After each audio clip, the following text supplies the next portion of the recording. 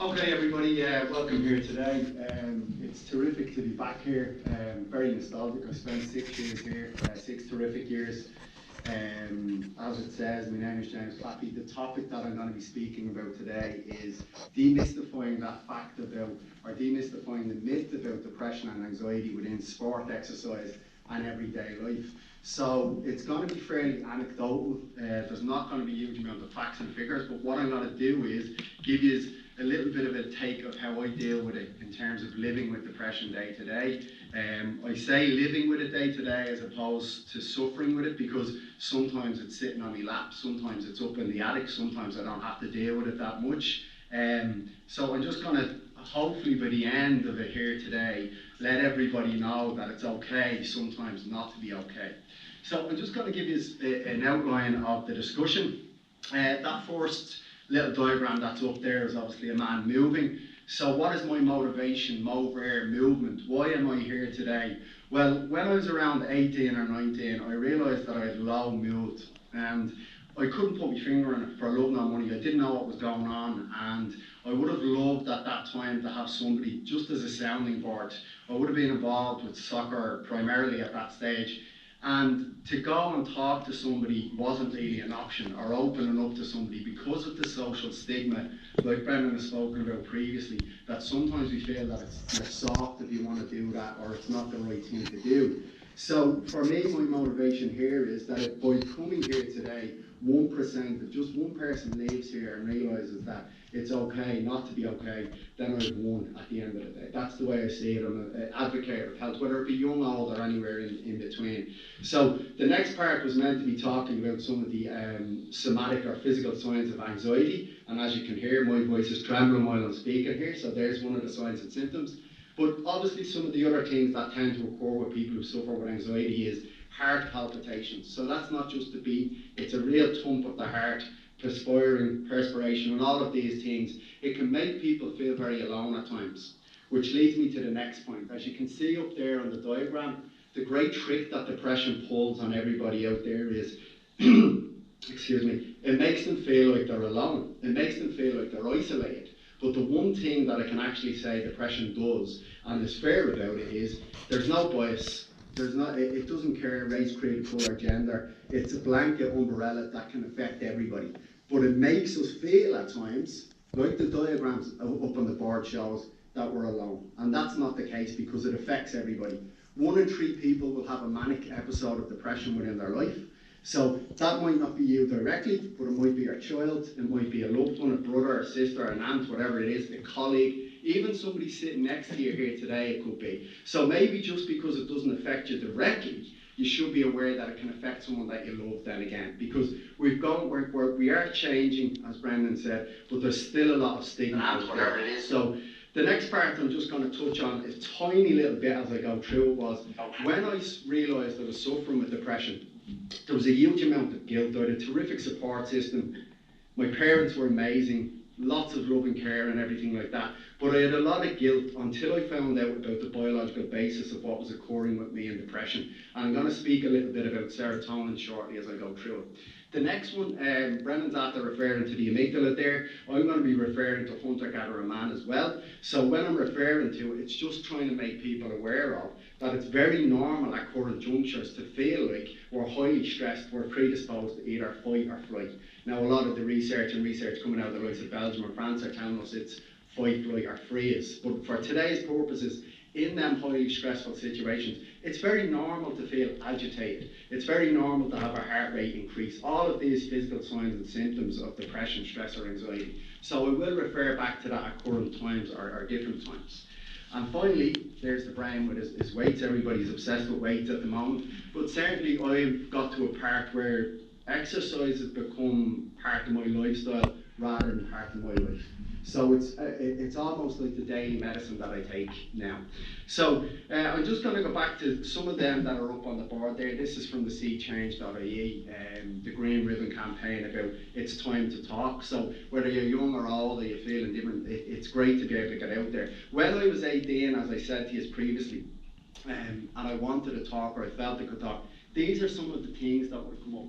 Psycho, weirdo, cracker, stalkers, murder, all of these kind of things that have hugely negative connotations, and it would have made everybody a little bit more aware that they can't speak about how they're feeling. And sadly, there's some things that might be a throwaway comment to you, but the person going to bed that night might feel, oh my God, he's right, I am a psycho or I'm a weirdo. As I said, one of the greatest tricks that it pulls on us is it makes us feel like we're alone. Okay, so I'm just going to go back to the previous diagram because that's going to lead me through to the end of the discussion here today. So at around 18 or 19 years of age, as I said, I was suffering with depression. I didn't know at that time, I didn't even know what the word depression meant, but my parents suggested I went to see a GP, and I did. And at that time, he offered me medication, but me being involved in sports, the alpha male, the macho type of thing, I said I didn't want that. I knew I needed help, so he suggested that I go and see a counsellor. And counselling back at that time was a very Freudian thing almost. You used to go and it was free association. You just speak about how you were feeling, but there was no structure. And it was only after I changed maybe 2 or 3 times with the counsellor that I realised, he suggested to me that I go see a CBT, which is a cognitive behavioural therapist, which we're probably aware of if you're not. For me, the main thing, what happened or the change with the cognitive behavioural therapist was he gave me structure and he gave me routine. He looked at the body like a machine. So he was talking about what I was putting in food-wise, what I was doing in terms of energy, how can you take it in, 2 sources, through the energy we take through ingestion with food or the sleep that we have at the night if you can. So after that, 2-3 weeks down the line, I was feeling good again, exercising, and then boom, hit the low again. And we were having just this throwaway talk at the end of the session one day, and he said to me, he mentioned bloods, and I said, I've never got the bloods taken, which leads me to this next point here then again. And before I continue with that, isn't it a great poverty of the English language that we use the word depression so often? So somebody said, depressed, I have to go to work in the morning, whereas somebody else will be using depression in terms of suicide prevention. So getting closer, I had gone and get the bloods checked, and they came back and the doctor told me that I had low serotonin levels within the system. So there was this great, and it was just a huge relief for me because there was no longer that guilt there.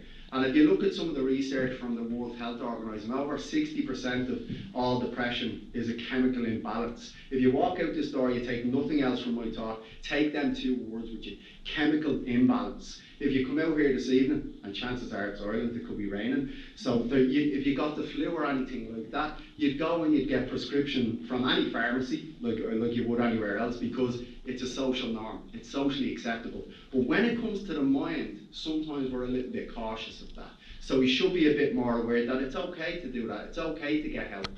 So that's what I've done, and the doctor prescribed medication to help increase the serotonin levels within the system.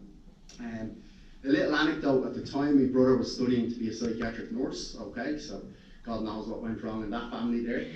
But in relation to it anyway, he was studying serotonin at the time, and probably a week and a half into it, I was back training, I was feeling great, I was eating right, I was socially interacting again, and everything was good. I was smiling at the world, I was smiling back, and I just said to him, that medication is fabulous.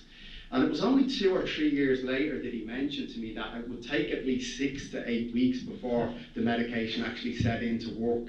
So it was obviously a placebo effect after that week and a half that I felt. But either way, he never mentioned it to me, but it was terrific then again.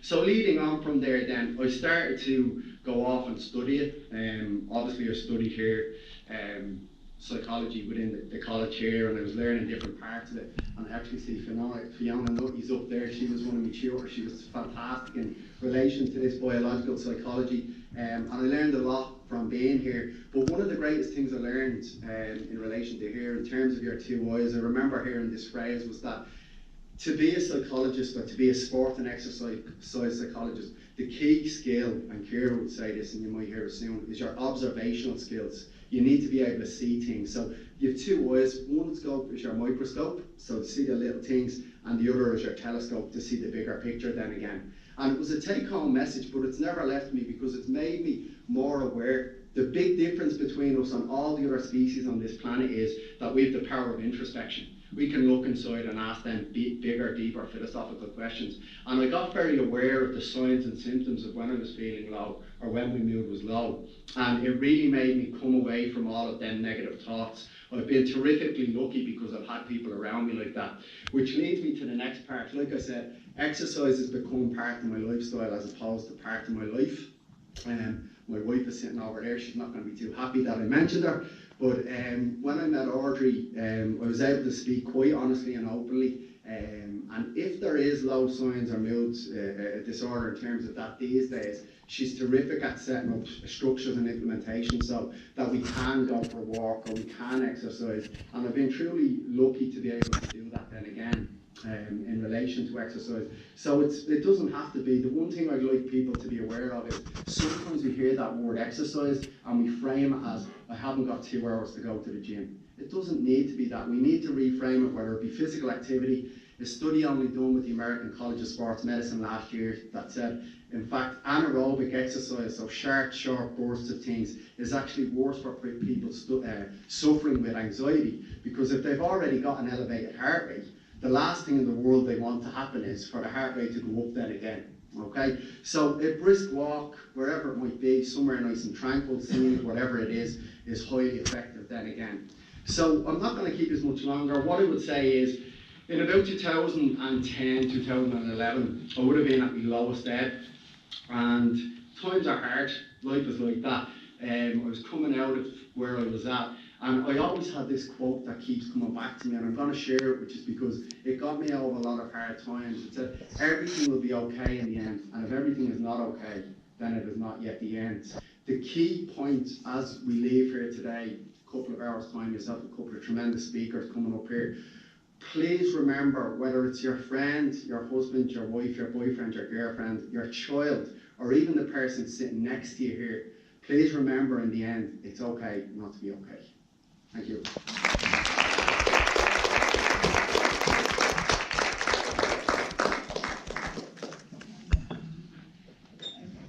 Sorry, in my eagerness to stick to time there earlier on, I neglected to take questions.